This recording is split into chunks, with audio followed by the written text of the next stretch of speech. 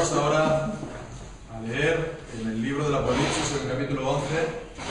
Apocalipsis, capítulo 11, y estamos en el versículo 15 hasta el 19.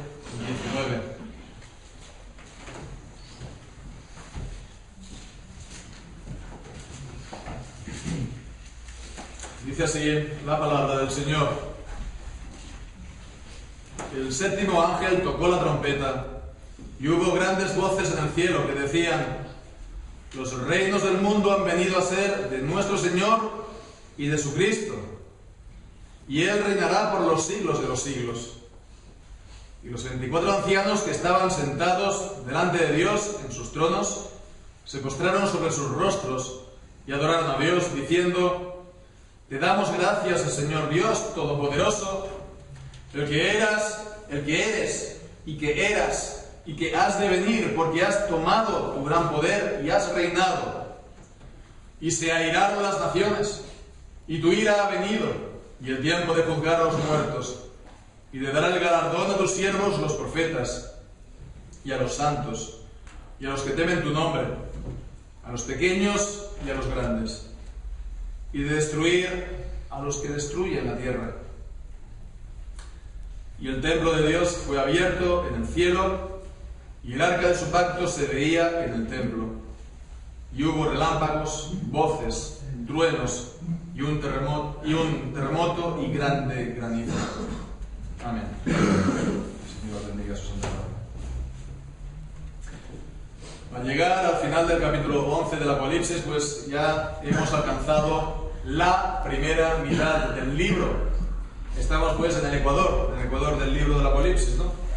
No solo esto es porque este libro tiene 22 capítulos y estamos pues en el capítulo 11, ¿no? Ya al final del mismo, sino también es por su contenido, el contenido de los versículos que hemos leído sobre todo en esta mañana. Pero para ver esto, mejor es que hagamos pues brevemente, ¿no? un breve repaso de todo lo que ya se ha visto hasta el momento, ¿no? Es bueno, ¿no? Hacerlo y recapitular un poco todo lo visto en el libro del Apocalipsis hasta ahora. Vemos cómo después de la visión inaugural en el capítulo 1, la visión que tuvo el apóstol Juan del Hijo del Hombre, y también de las cartas de Jesucristo a las 7 iglesias en Asia Menor, pues también tuvo en el capítulo 4 y 5 pues la visión de la adoración celestial, donde los ángeles y también los 24 ancianos pues estaban adorando al que estaba sentado en el trono, y también pues veíamos allí como el Cordero que fue inmolado, es decir, Jesucristo, tomó del que estaba sentado en el trono de Dios Padre un libro sellado. Entonces vino la apertura de los sellos, de los 7 sellos, y tras el séptimo sello hubo un silencio en el cielo, y entonces vinieron las 7 trompetas finales. Y bien, pues nosotros acabamos la sexta trompeta y pues veíamos ese desbordamiento de los poderes del mal que se nos describía en el capítulo pues 9. Y bien, pues en vez de seguir inmediatamente con la séptima trompeta, ¿no? Pues en vez de esto veíamos que hubo una especie de pausa, decíamos un interludio, ¿no? Una pausa en la que veíamos al apóstol Juan que se comía, devoraba un librito, ¿no? Un librito que esta vez estaba abierto, simbolizando la palabra de Dios. También veíamos la medición del templo de la iglesia, viendo la parte, ¿verdad?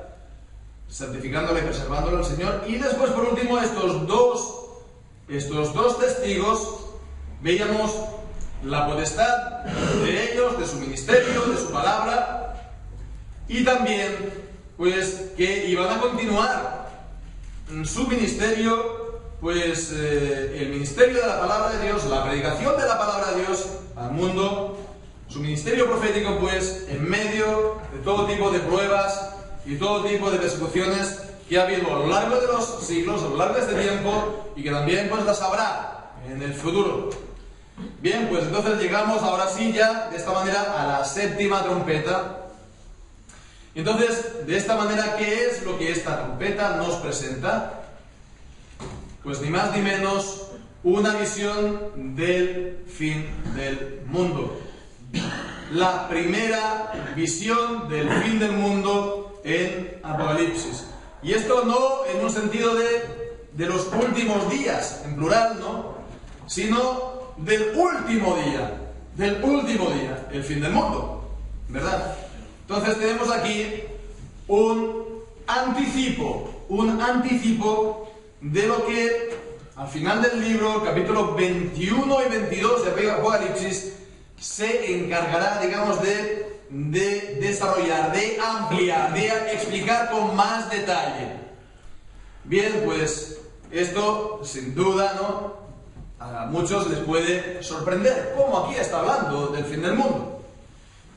¿Cuál es la base o cuáles son las bases? ¿Cuál es la razón para que podamos decir esto, para afirmarlo?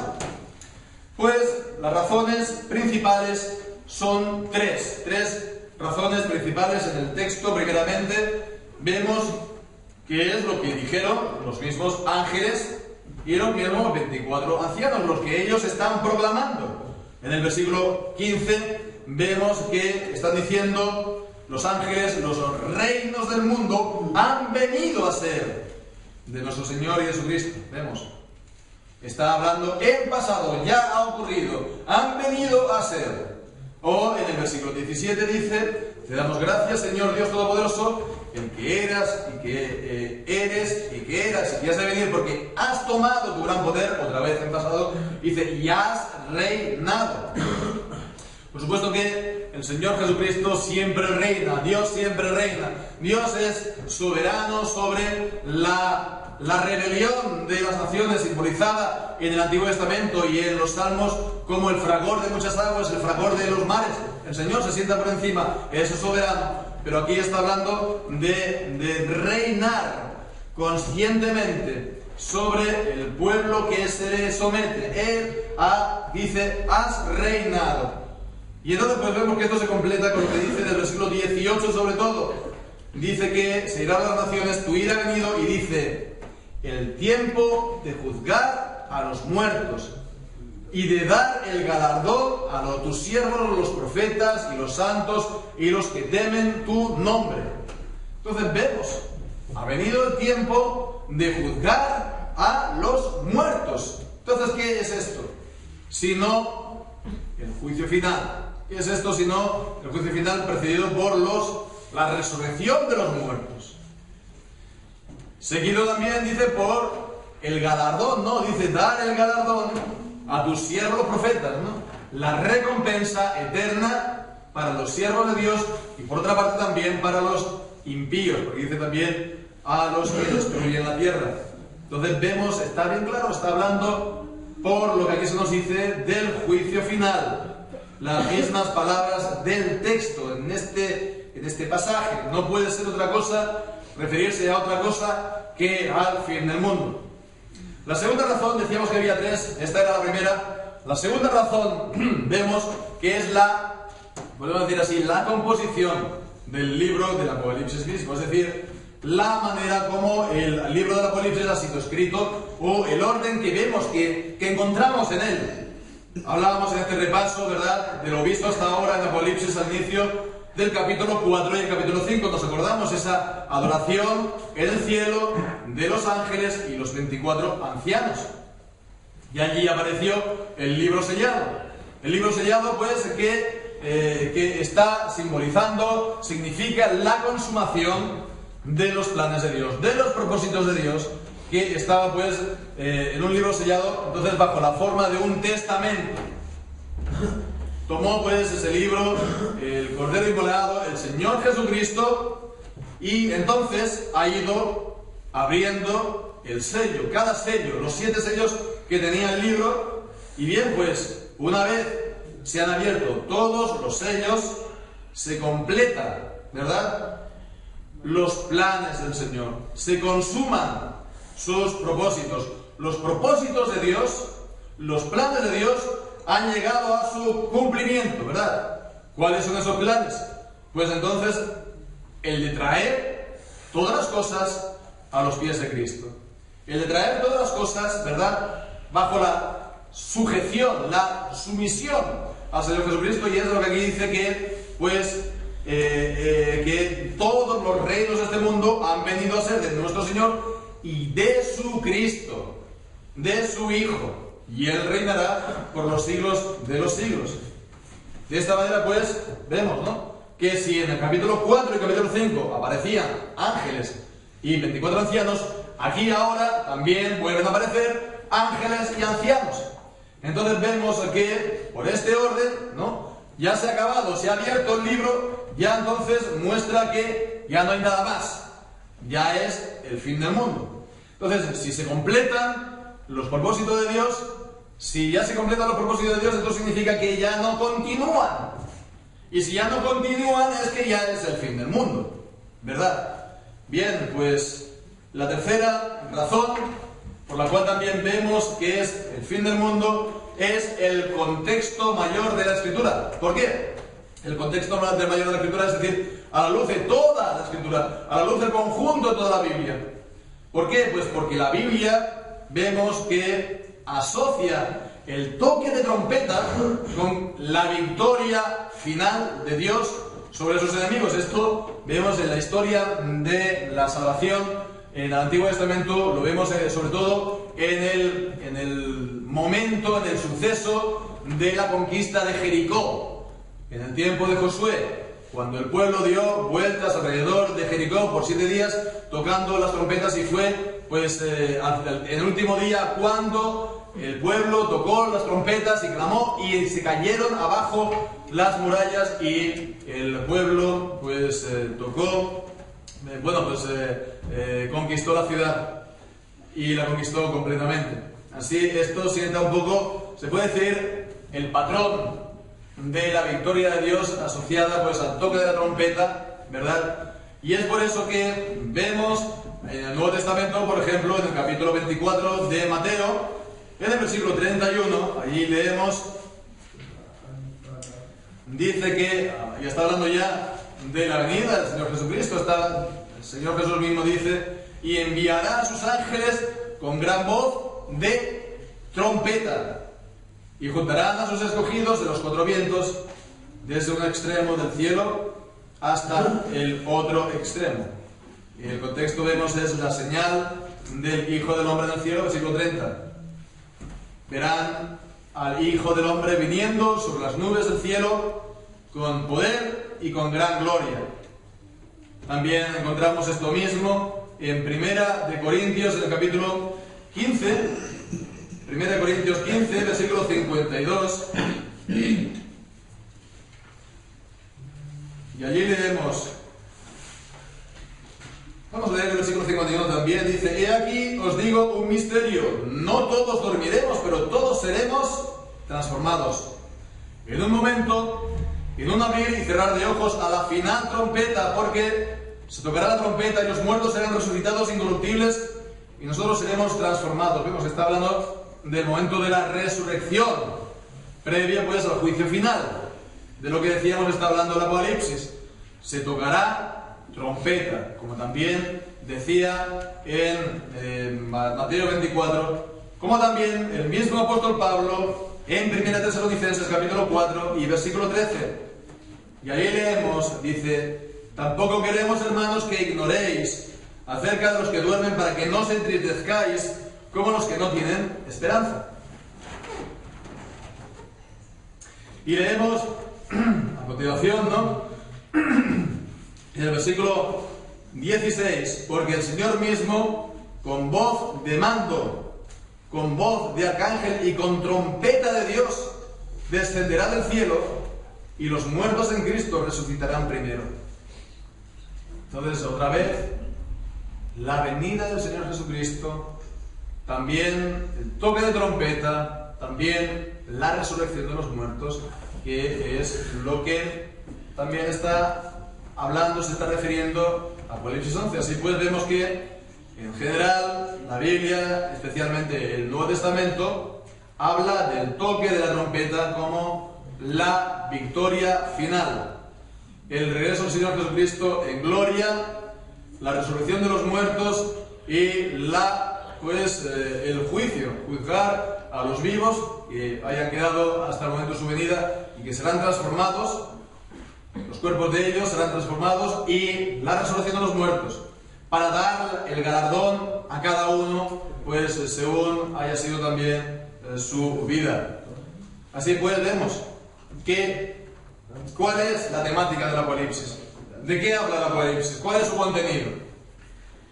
Principalmente la venida, el regreso del Señor Jesucristo, ¿verdad? Su segunda venida en gloria y la victoria, por lo tanto, final del Señor Jesucristo sobre todos sus enemigos. Y es como acaba el mismo libro al final, con esa oración que hace pues la iglesia, los creyentes. Dice: sí, Señor Jesús, ven. Es el deseo de que venga.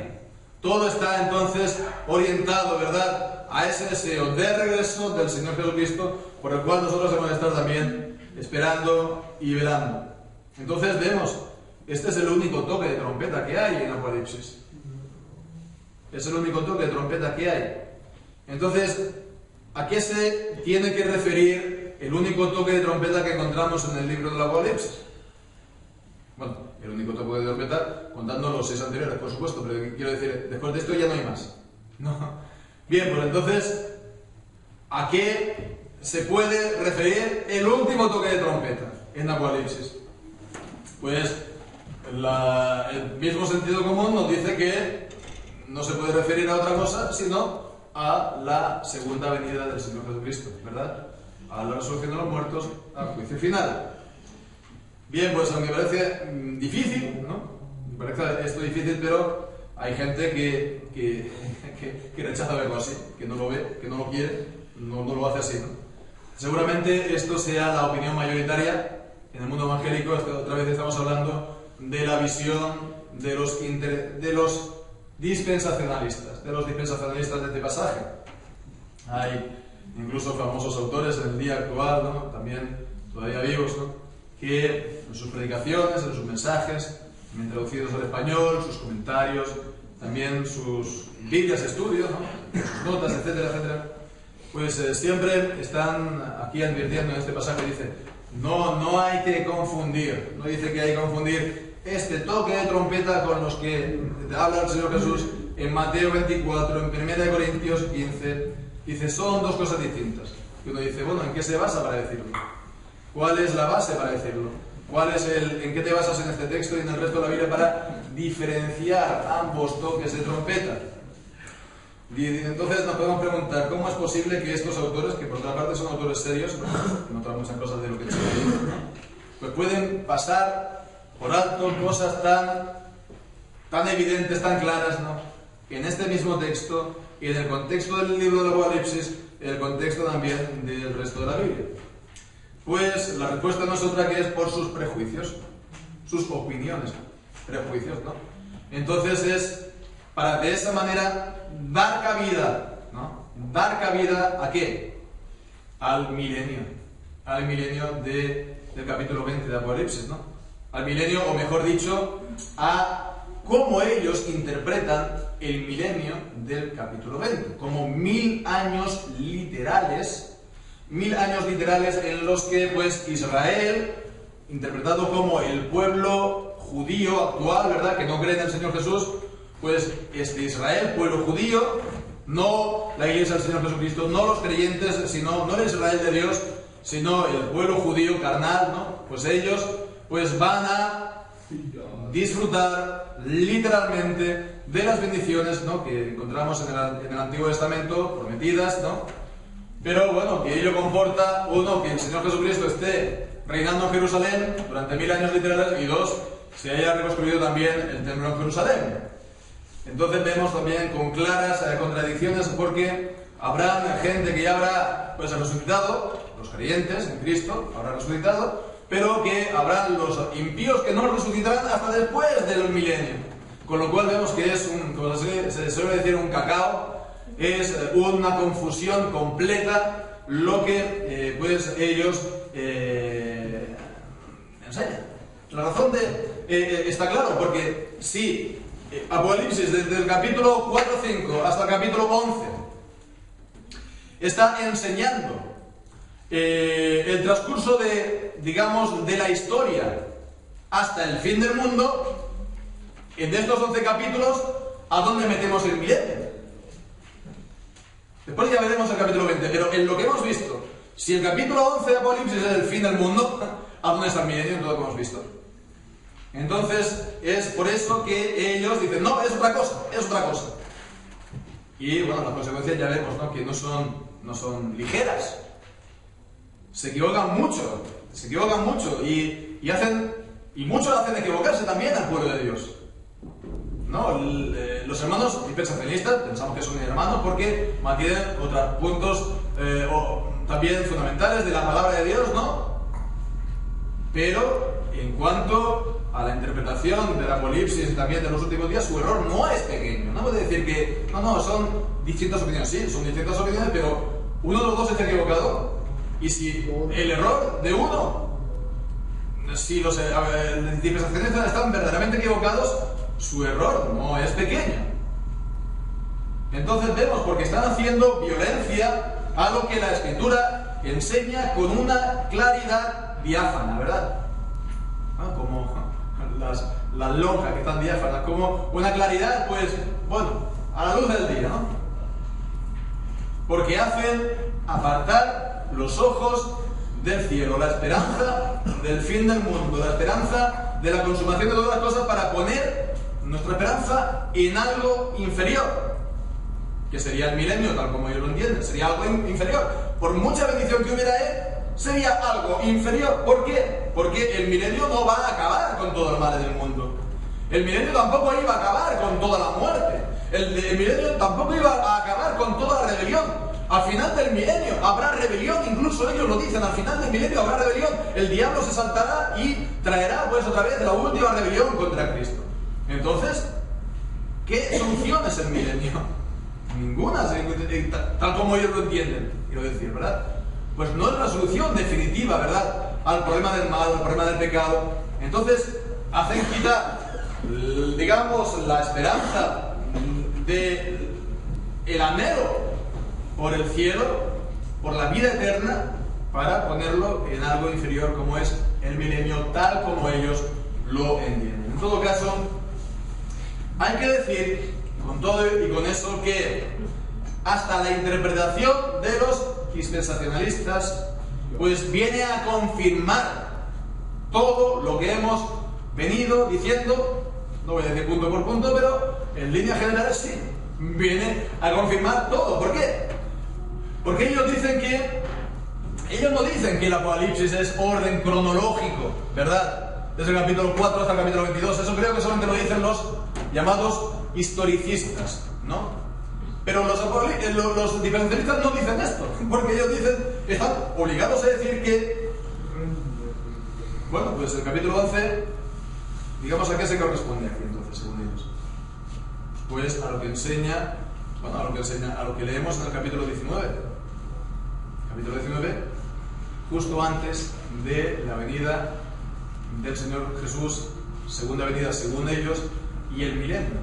Entonces vemos, ¿no? Habría, como se puede decir, se dobla, se puede decir, ¿no? Capítulo 11 según ellos, que es el capítulo 19. También, pues, las copas de la ira, capítulo 16, están incluidas en los sellos, y están incluidas las trompetas también, ¿no? Como hemos estado viendo, que no son, pues, acontecimientos pues, distintos, aunque sí que es cierto que ellos lo entienden de una manera más literal, que cuando cae una estrella, ellos dicen, no, es que es un meteorito que ha caído, ¿verdad? Ellos lo entienden de manera pues, más literalista. Pero vemos que ellos están forzados a decir, no, mira, aquí está hablando del capítulo 19. En todo caso, sea el capítulo 19, sea el capítulo 20, aquí estamos hablando ya de los acontecimientos del fin. Bien, pues, entonces todo esto es pues, para tenerlo presente, para ver que está hablando ciertamente, en general, del fin del mundo. Y bien, pues, ¿qué podemos decir más en detalle acerca de estos versículos leídos? Pues ya, pues habiendo visto esto, dejando ya esta cuestión ya pues asentada, afirmada, pues hemos de ver los 24 ancianos, los ángeles.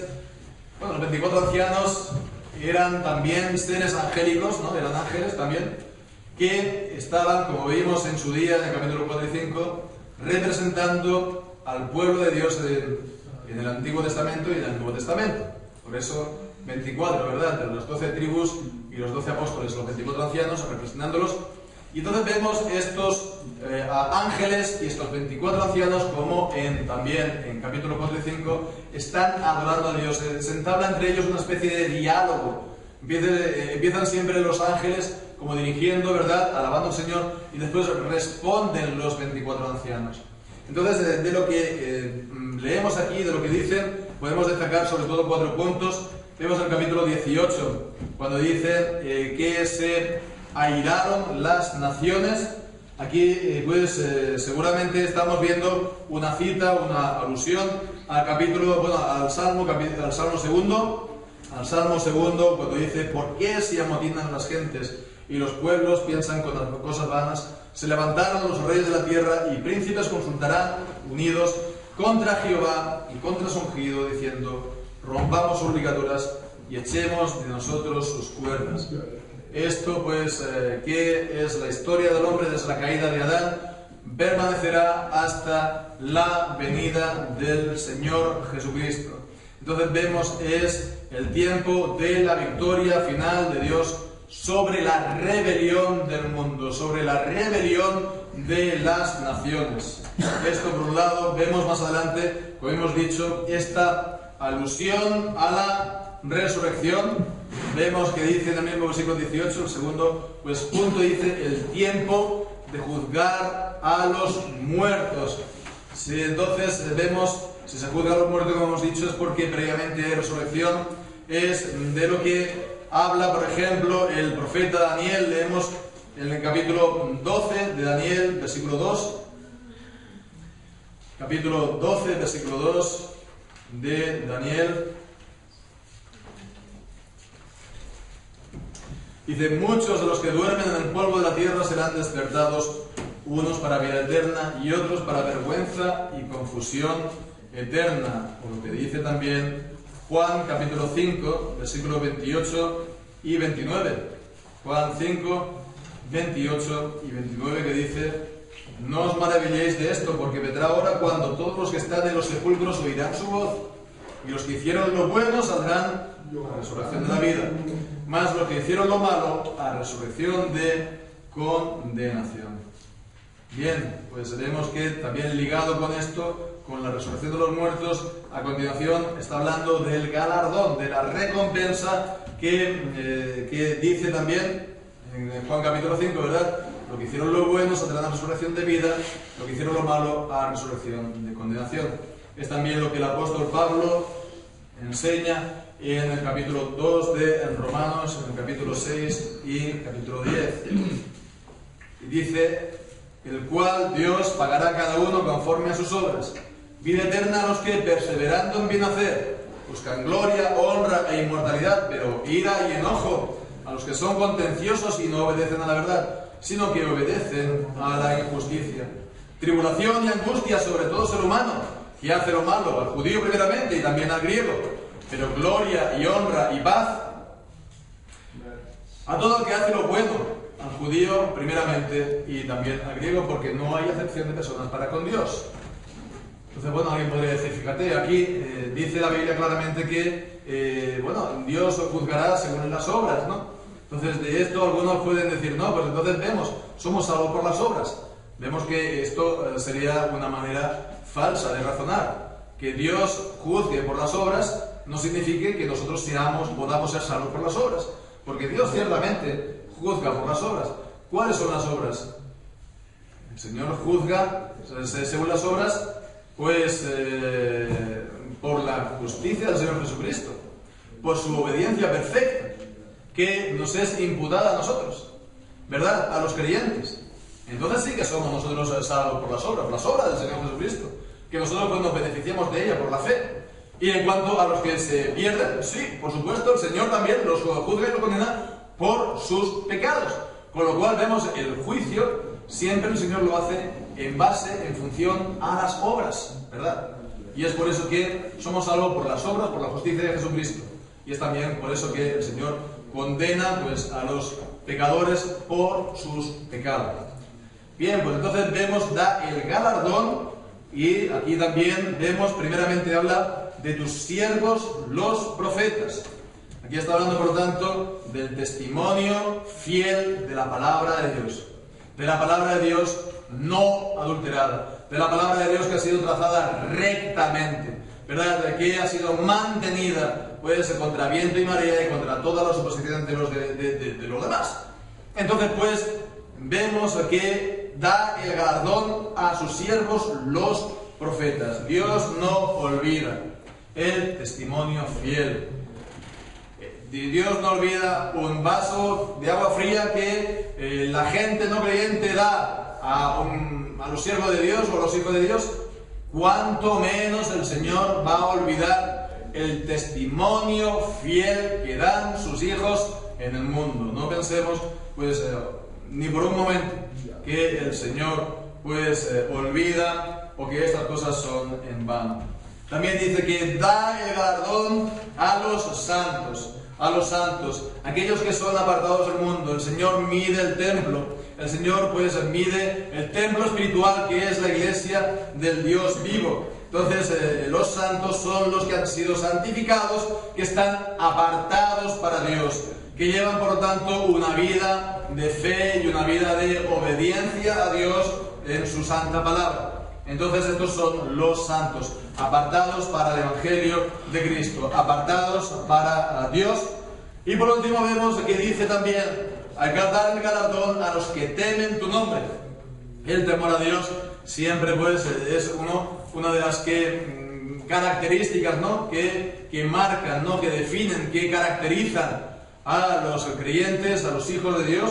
Y también, pues, creo que, como dicen, pues, también comentaristas, aquí seguramente está hablando del significado de temor a Dios como adoración a Dios. Hay lugares en la Escritura, en la Biblia, donde prácticamente el temor a Dios es sinónimo de culto a Dios o de adorar a Dios.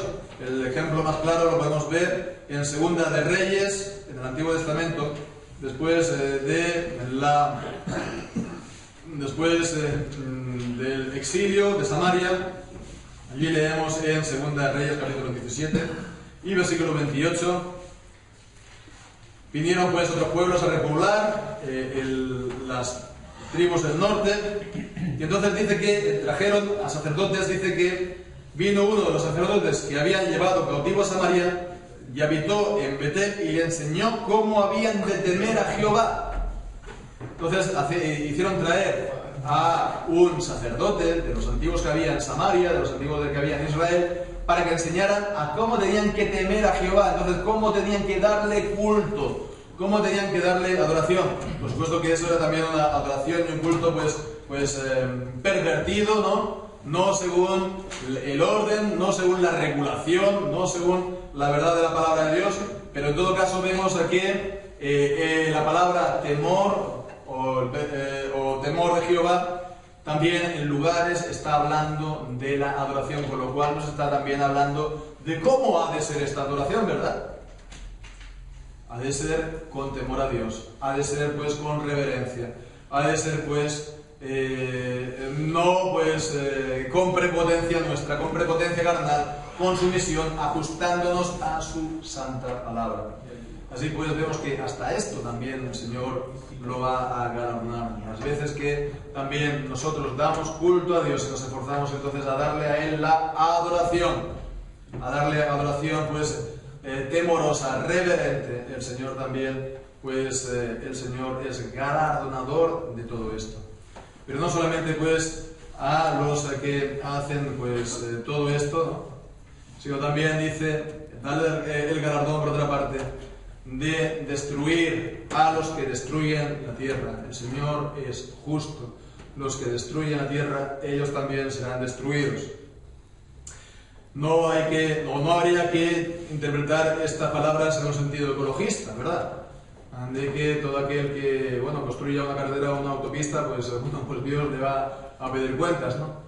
No es tanto esto, aunque por supuesto que siempre es bueno, pues cuidar la creación, siempre es bueno también, pues una vida sana, al aire libre, comer natural, todo eso está muy bien, ¿verdad? Entonces, por supuesto que hay que crear la creación, cuidarla de ella como buenos mayordomos también del Señor, pero no es tanto esto lo que aquí está en vista. ¿Por qué? Porque fijémonos que esto fue escrito hace 2000 años. Y hace 2000 años, pues, bueno, la tierra era casi virgen. Había muy poca población, había muy poco desarrollo, los campos eran, pues, nada, llenos de bosques, ¿no? Entonces era casi virgen. Entonces vemos aquí sobre todo está hablando en el sentido de lo que escribió el apóstol Pablo en Romanos, en el capítulo 8. Ahí leemos en el versículo 20, capítulo 8, versículo 20, dice: porque la creación fue sujetada a vanidad, no por su propia voluntad, sino por causa del que la sujetó en esperanza. Porque también la creación misma será libertada de la esclavitud de corrupción a la libertad gloriosa de los hijos de Dios. Porque sabemos que toda la creación gime a una, y aún está con dolores de parto. Hasta ahora. Y no solo ella, sino que también nosotros mismos, que tenemos las primicias del Espíritu, nosotros también gemimos dentro de nosotros mismos, esperando la adopción, la redención de nuestro cuerpo. Así pues vemos aquí, en un sentido, los pecadores lo que hacen es destruir la tierra. En un sentido, pues los pecadores lo que hacen es una violencia, ¿verdad? Una violencia universal, una violencia cósmica, porque los cielos, la tierra, es la creación de Dios y está sometida también a sus leyes, ¿verdad? El Señor es el soberano y es el Dios de la providencia.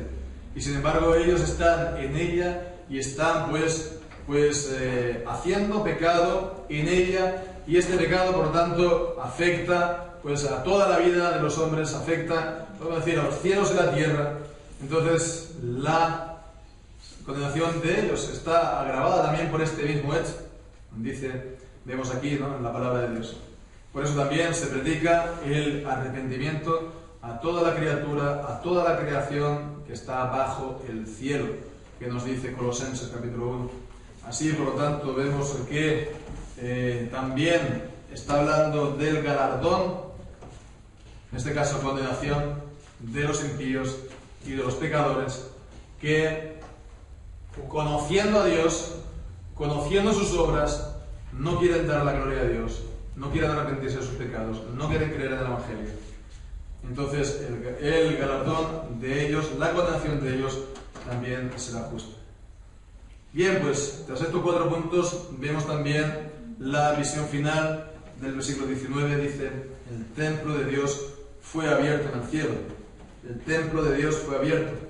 Se vio el templo de Dios en el cielo. Se vio, por lo tanto, el templo espiritual, que es la iglesia de Dios, la iglesia del Señor Jesucristo.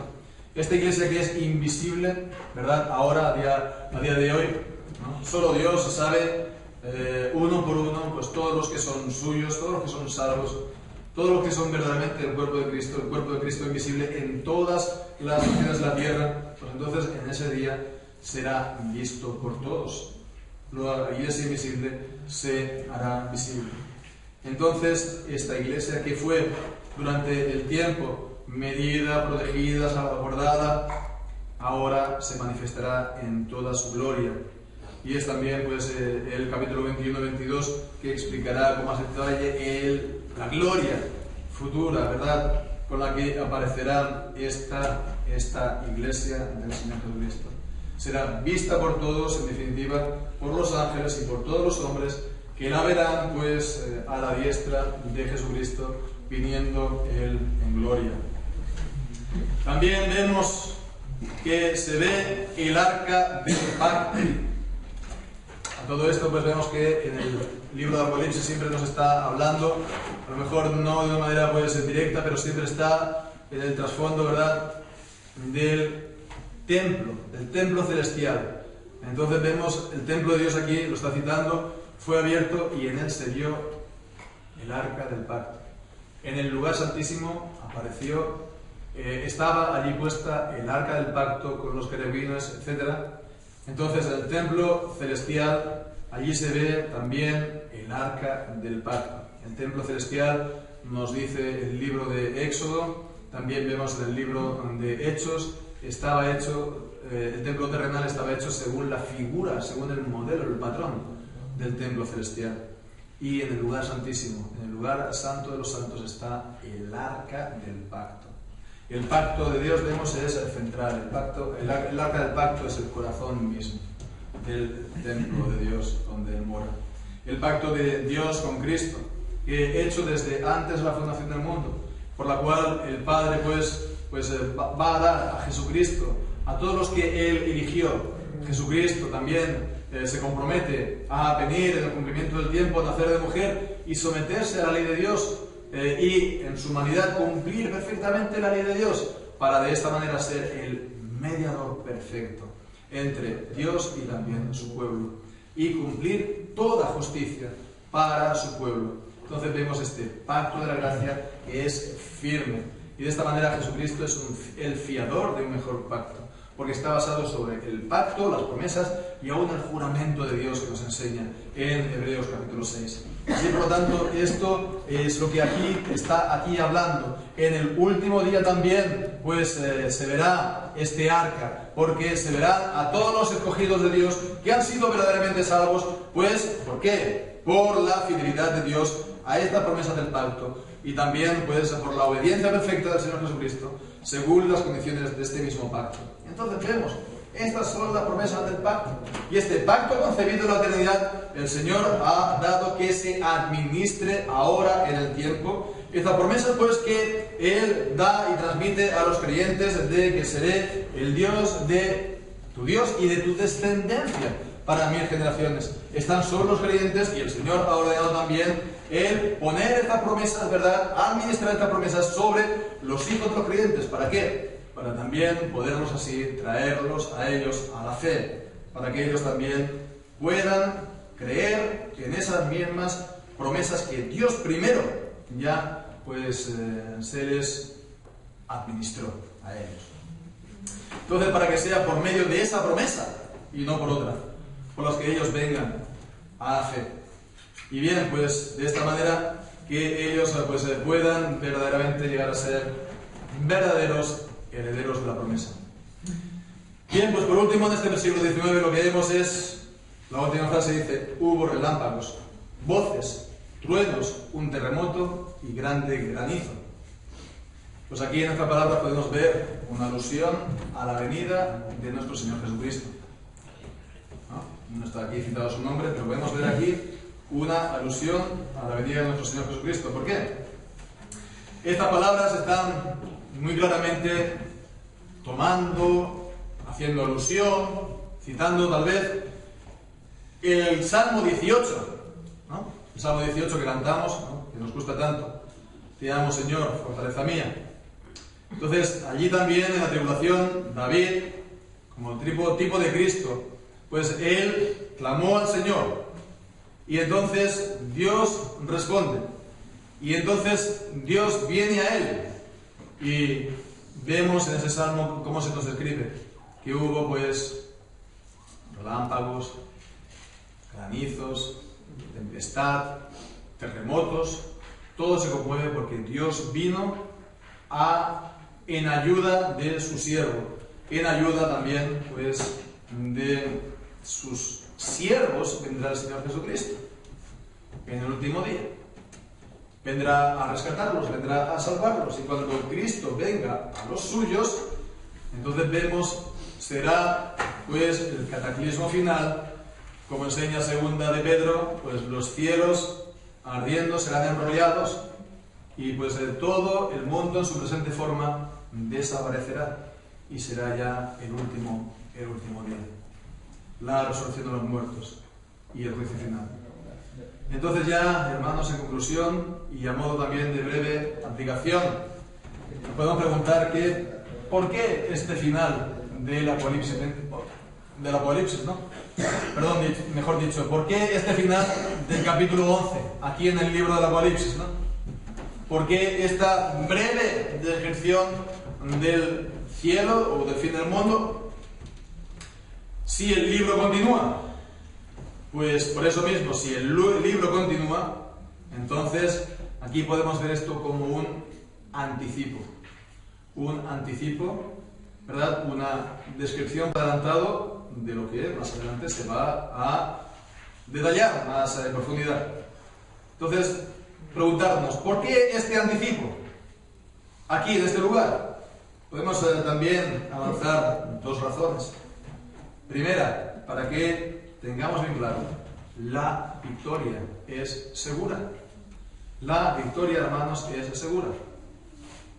El tiempo pasa, ¿verdad? La historia avanza y vemos que en el presente tiempo el mal crece, más y más. El mal crece. En vez de que vengan las naciones a la obediencia de Cristo, parece todo lo contrario. De hecho, pues la desobediencia, la impiedad avanza más y más en el mundo. Sin embargo, todos los reinos de este mundo pertenecen a Cristo. Y un día se manifestará, un día tomará oficialmente posesión de los mismos. Un día serán suyos. Así, por lo tanto, no hemos, hermanos, de temer viendo la rebelión del mundo. Y ni mucho menos, hermanos, dudar. Ni mucho menos dudar y unirnos a aquellos que están dudando acerca de la venida del Señor Jesucristo, porque como dice Hebreos capítulo 11, porque aún un poquito y el que ha de venir vendrá, y no tardará, pero hemos de seguir viviendo por la fe. Mas el justo vivirá por la fe, y si retrocediere, no agradará mi alma. Entonces, el que ha de venir vendrá, el que es, el que era, el que es y el que ha de venir vendrá, no tardará. Pero nosotros hemos de seguir viviendo por la fe, porque a día de hoy no lo vemos y no andamos, hermanos, por la vista, sino por la fe. Y esto está aquí puesto para despertar nuestra fe, para que no dudemos y para que no nos desanimemos. Él vendrá a su debido tiempo. Y después también la segunda razón, ya por último, es para que simplemente lo deseemos. Lo deseemos. Es un anticipo, ¿verdad? Para que nosotros también podamos anticiparnos a ese día. Para que podamos poner la vista en las cosas de lo alto, como dice Colosenses capítulo 3, versículo 1. Buscar las cosas de lo alto, donde está Jesucristo. Buscar pues esa morada que Jesucristo fue a preparar para nosotros. Y bueno, pues la esperanza, ¿verdad?, de que todas las cosas van a sufrir no un cambio pequeño, no un pequeño maquillaje, sino un cambio absolutamente radical, ¿verdad?, con la segunda venida de nuestro Señor Jesucristo. Entonces será verdaderamente el triunfo de la justicia de Dios, el triunfo de su salvación. Y entonces, pues, hermanos, cuanto más oscura es la noche, pues nosotros hemos de estar más vigilantes, ¿verdad? Y hemos de estar diciendo, bueno, ¿cuándo vendrá la luz del día? ¿Cuándo vendrá aquí ya el amanecer? ¿Cuándo vendrá aquí la aurora? No hemos de estar aquí dormidos, ¿no? Aunque a veces nos apetezca carnalmente. No hemos de estar dormidos, sino estar velando y orando, para que cuando venga seamos recibidos a la celebración de las bodas. Cuando más arrecia, hermanos, la tormenta, y miramos en el horizonte y se ve que hay pues unas nubes que se abren un poco y por ahí empieza a salir el sol, pues entonces nosotros ya nos gozamos, decimos, mira, ciertamente esto va a acabar. Bien, pues esto va a acabar. Vemos que en medio de este tiempo se nos da este destello para decir, esta victoria es seguro. Y pues esto va a ir a más y a más, hasta que venga ese día, este día pues que solo Dios Padre sabe, pero que es seguro. Así pues, hermanos, alcancemos la cabeza, las cabezas, ¿verdad? No es para siempre la rebelión del mundo, de las naciones, sino que el que ha de venir vendrá, no tardará, y nosotros seremos vistos con Él. Y entonces nuestro gozo será con Él completo para siempre. Pues que así sea, hermanos, que el Señor bendiga su santa palabra. Amén.